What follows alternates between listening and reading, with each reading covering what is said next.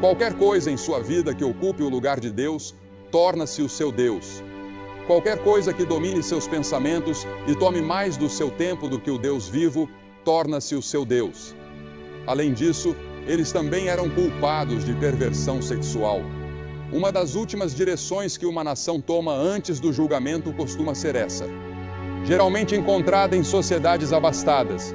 Não relações sexuais normais, mas perversões de vários tipos.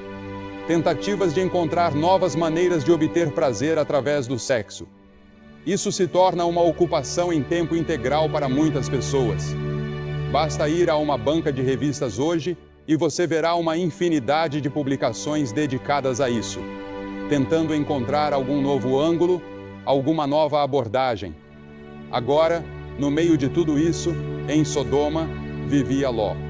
Ele havia escolhido Sodoma como seu lar, e as Escrituras dizem que ele era infeliz e estava atormentado.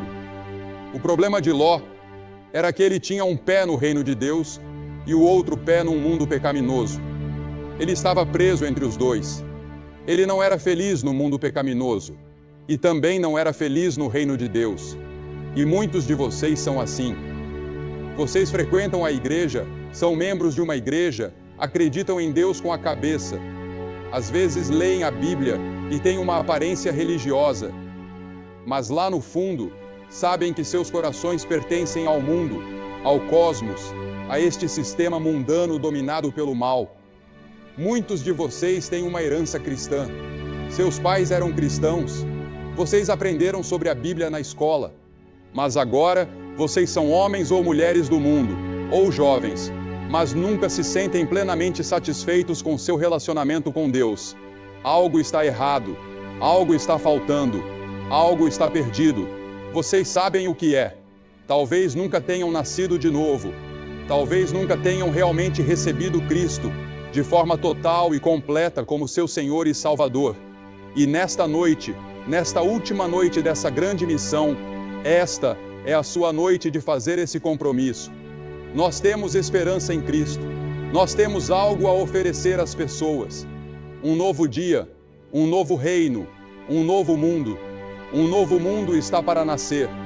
Um novo céu e uma nova terra. E nós faremos parte disso porque estamos no seu reino. Jeremias chorou por Jerusalém porque viu que o julgamento estava chegando e ele foi chamado de o profeta chorão. Jesus chorou por Jerusalém 700 anos depois e disse: Jerusalém, Jerusalém, quantas vezes quis eu ajuntar teus filhos, como a galinha ajunta os seus pintinhos debaixo das asas, e não quisestes. Agora o julgamento está vindo sobre ti. Deus avisou Sodoma. Ele enviou 2 mensageiros para alertá-los, mas a esposa de Ló não acreditou. Ló acreditou. Os mensageiros alertaram. A esposa de Ló foi avisada. Não olhe para trás. Mas ela não creu. Ela olhou para trás e se transformou numa estátua de sal, exatamente como tinha sido avisada. A ira de Deus foi derramada sobre Sodoma. A esposa de Ló, assim como Abraão, sabia que isso estava chegando. Abraão orou e disse: Senhor, se encontrares 50 pessoas justas em Sodoma, pouparás a cidade. Deus disse: sim. Abraão perguntou: e se forem 45, e 30, e 20, e 10? E Deus respondeu: sim. Mas não havia nem mesmo 10 pessoas justas, 10 pessoas totalmente comprometidas com Deus. Assim, o julgamento veio. Agora, qual é a lição que aprendemos com essa declaração? Lembrem-se da esposa de Ló. Por que Jesus disse isso? Primeiro, lembre-se de que ela era a esposa do sobrinho de Abraão. Ela viveu na tenda de Abraão muitas vezes e viu o poder de Deus. E a quem muito é dado, muito será exigido. Em segundo lugar, lembre-se do que um casamento errado pode causar. Ela era uma cananeia, e Deus havia proibido o seu povo de se casar com essas tribos pagãs ao redor deles. Quantos homens e mulheres já foram destruídos por casar com a pessoa errada, que os influenciou de forma equivocada? Por isso é tão importante buscar a pessoa que Deus tem para você. Em terceiro lugar, acho que Jesus disse isso para que nos lembremos do pecado dela.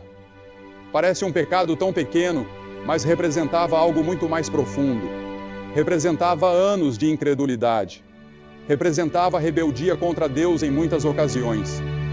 Deus, em sua misericórdia, estava dando a ela outra chance. E Deus disse: não olhe para trás, não olhe para Sodoma. Sodoma estava sob o controle do diabo, mas ela não conseguiu evitar. Seu coração ainda estava em Sodoma, mesmo enquanto escapava do julgamento. O pecado dela não parecia tão grande, apenas olhar para trás, mas algo mais profundo dentro dela a fez olhar para trás. E em quarto lugar, lembre-se de que ela estava quase salva. Eles estavam no portão de Zoar, a cidade de refúgio. Naquela época, as cidades de refúgio eram locais onde as pessoas podiam correr caso tivessem cometido um crime, como o homicídio, até que seus casos fossem resolvidos e eles tivessem um julgamento justo. Isso era necessário, porque a justiça muitas vezes era feita com linchamentos ou apedrejamentos instantâneos. Eles estavam bem na entrada de Zoar quando a esposa de Ló olhou para trás. E foi naquele momento que ela se transformou numa estátua de sal. Agora, a Bíblia diz que Agripa, o grande rei, ouviu Paulo pregar e ele quase foi persuadido, mas ele endureceu seu coração. Muitos de vocês estão quase persuadidos de entregar sua vida a Cristo, mas vocês vão arriscar que podem fazer isso sem Ele. Alguns de vocês estão assim. E então, em quinto lugar, lembre-se de que ela foi oferecida salvação. Cristo é o lugar de salvação e refúgio. É na cruz onde Deus derramou o seu amor e onde nossos pecados foram levados por Cristo. Ele se fez pecado por nós, que não conhecíamos pecado. Ele levou os seus pecados e os meus pecados. Ele tomou o meu julgamento. Ele levou o inferno que eu merecia naquela cruz. E quando ele disse: meu Deus, por que me abandonaste? Foi porque Deus não estava olhando para ele. Deus não abandonou seu filho. Ele abandonou o pecado que ele se fez por sua causa. Ele levou o inferno que nós merecíamos. Ela tinha uma rachadura e que poderia quebrar a qualquer momento e pedindo para evacuarem. Mas as pessoas não evacuaram. A barragem quebrou uma noite e dezenas de pessoas perderam suas vidas. Mas eles haviam sido avisados. E então, em sétimo lugar, lembre-se de que quando Deus avisa, há perigo em adiar. As Escrituras dizem: prepara-te para encontrar com o teu Deus, não adie. Quem endurecer o coração, sendo muitas vezes repreendido, será subitamente cortado e sem remédio. Venha a Cristo enquanto você pode. Agora é o tempo aceito. Hoje é o dia da salvação. Eu vou pedir que você fuja para o lugar seguro. O único lugar seguro e seguro em todo esse mundo é na cruz de Cristo e no túmulo aberto. Eu vou pedir que você faça algo que vimos milhares de pessoas fazerem esta semana, aqui neste estádio e em outros auditórios pelo país. Eu vou pedir que você se levante do seu assento.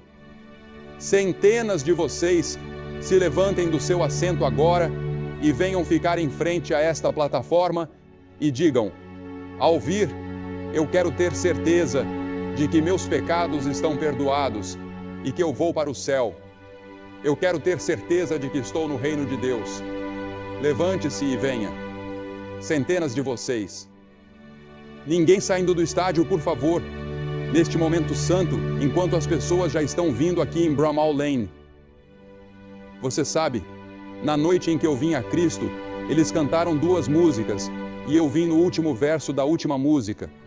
E eu era líder na minha igreja, líder de jovens, e estou feliz que eles esperaram por mim. Nós vamos esperar por você. Deus está falando com você. Há uma voz pequena dentro de você que diz que você deve vir. Você vem.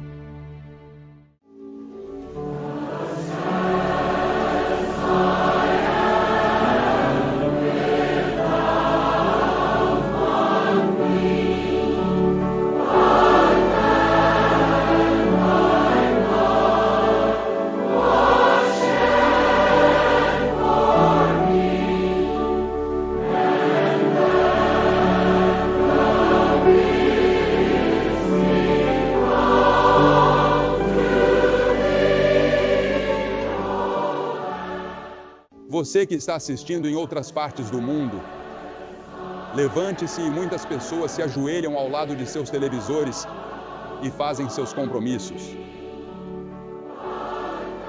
Alguns fazem seu compromisso deitados na cama. Onde quer que você esteja, pode ser em um bar. Recebemos tantas cartas de pessoas que assistem à televisão em um bar e fazem seu compromisso, ou em um quarto de hotel. Se você estiver nos Estados Unidos ou no Canadá, pegue o telefone e ligue para o número na tela da sua televisão e faça esse compromisso com Cristo. Não deixe essa noite passar sem fazer o seu compromisso. Nós vamos esperar por você de todos os lugares, há muito tempo. Levante-se e venha. Esta é a maior decisão que você tomará em toda a sua vida.